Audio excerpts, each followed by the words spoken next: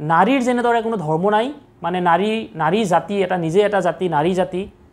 নাৰী যেনেদৰে নিৰ্যাতিত হয় গতিকে অপৰাধীও সকলো জাতি ধৰ্মৰে হ'ব পাৰে কোনোবা এটা বিশেষ সম্প্ৰদায়ৰ মানে মুছলমান সমাজৰ হয়তো অপৰাধীৰ সংখ্যা অপৰাধজনিত সেইবোৰ সংখ্যা বেছি আছে কিন্তু কম হ'লেও সকলো জাতি ধৰ্মত আছে অপৰাধীক আমি অপৰাধীৰ দৃষ্টিৰে চাব লাগে আমি সকলোৱে ওলাই আহিব লাগে ধিঙত যেনেদৰে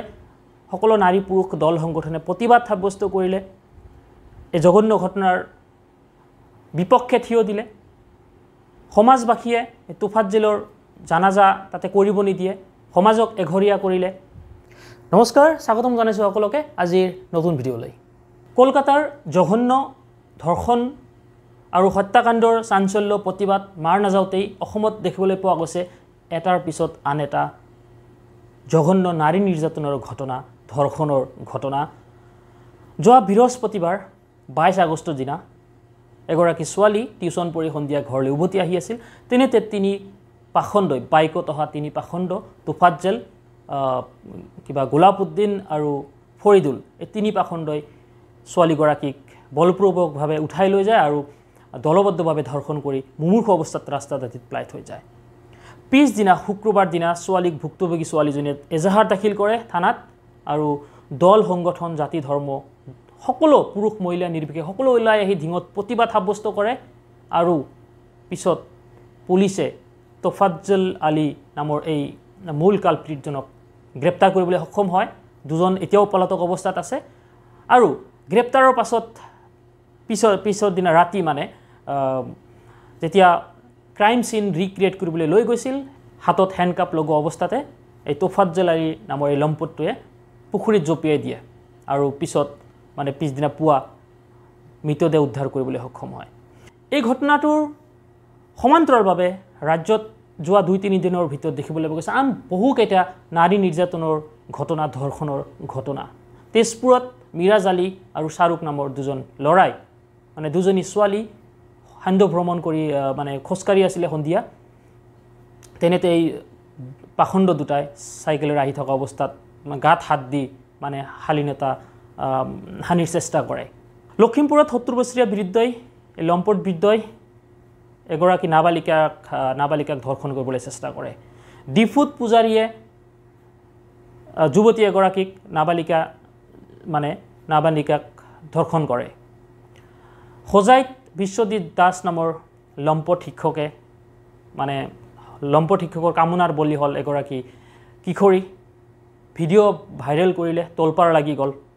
তো এই সমগ্ৰ ঘটনাবোৰ এনেকুৱা আৰু বহুকেইটা ঘটনা সংঘটিত হৈছে অসমত আগতেও হৈছিল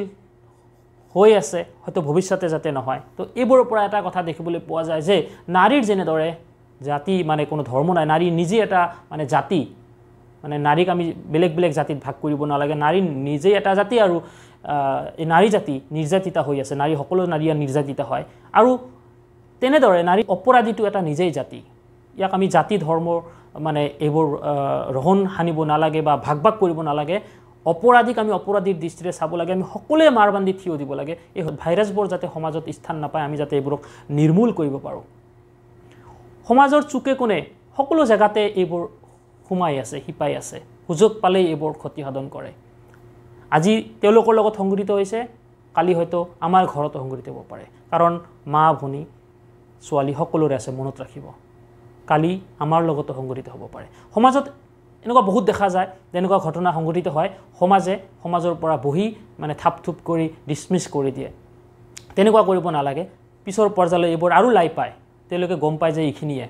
তেওঁলোকে আৰু ডাঙৰ ডাঙৰ কাণ্ড সংঘটিত কৰে গতিকে তেনেকুৱা যদি কাণ্ড সংঘটিত হয় লগে লগে পুলিচক গতাই দিব লাগে আইনৰ আশ্ৰয় ল'ব লাগে লগতে সমান্তৰালভাৱে আৰু এটা কথা ক'ম সমাজত আমাৰ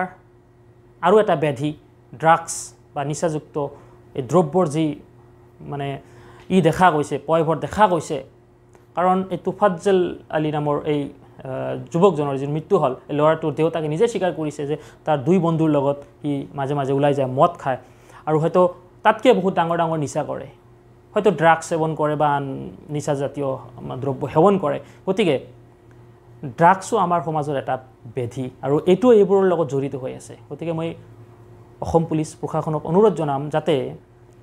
সমান্তৰালভাৱে মানে এই নাৰীক সুৰক্ষা দিয়াৰ লগতে এই ক্ষেত্ৰ মানে এই ড্ৰাগছৰ ক্ষেত্ৰতো যাতে অলপ গুৰুত্ব দিয়ে মানে এইবোৰ একদম মানে শিপা সহকাৰে উঠাই দিয়ক এইবোৰ